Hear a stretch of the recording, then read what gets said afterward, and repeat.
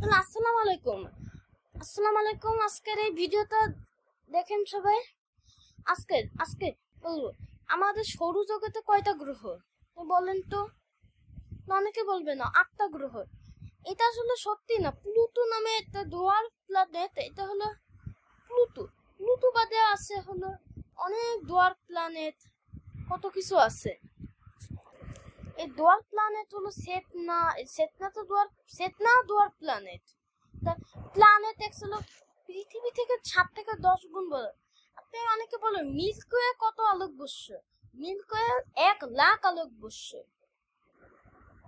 1 আলোকবর্ষ সমান 9 মানে 10 ট্রিলিয়ন কিলোমিটার বা 10 পেটামিটার। তাহলে বুঝবেন 10 ট্রিলিয়ন কিলোমিটারে 10 পেটামিটারে পেটামিটার মানে 1 ট্রিলিয়ন কিলোমিটার বা 1 লাখ কোটি কিলোমিটার।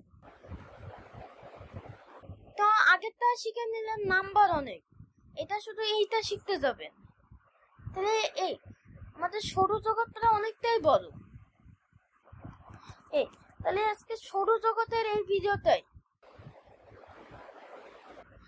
তাহলে এই সৌরজগৎ তাহলে অনেকখানিকেই আমাদের সৌরজগৎ বড়। সৌরজগতের বাইরে অনেক সৌরজগৎ মানে আলফা সেন্টারি, মানে এটা প্রক্সিমা সেন্টারি হিসেবে পরিচিত। প্রক্সিমা সেন্টারি এমন একটা প্ল্যানেট যেটা 2 লাখ কিলোমিটার ব্যাস বা 200 মেগামিটার ব্যাস।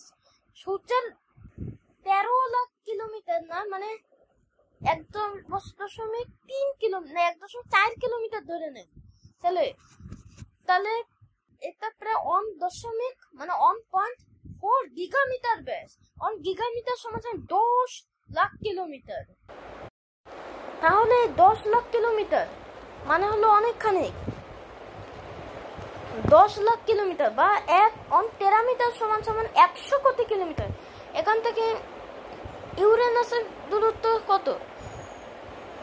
তাহলে এভাবে হিসাব করেন।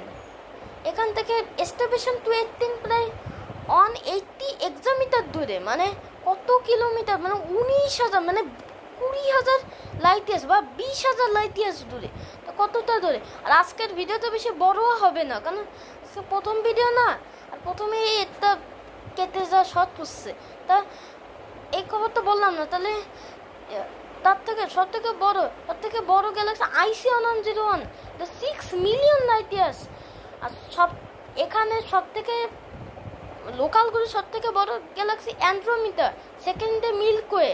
তাহলে দেখেন অ্যান্ড্রোমিডা এখান থেকে 2.5 লাখ মানে 2.5 লাখ তো না 25 লাখ আলোকবর্ষ দূরে। সব থেকে দূরের গ্যালাক্সি 1300 কোটি আলোকবর্ষ দূরে। তাহলে আমাদের এই ছোট ভিডিওটা আজকেই তাহলে শেষ। আজকে ভিডিওটা বেশি বড়ও হবে না। তাহলে আপনি অনেকে সৌরজগৎ সম্পর্কে জানেন। তাহলে আজকের ভিডিও এই পর্যন্তই।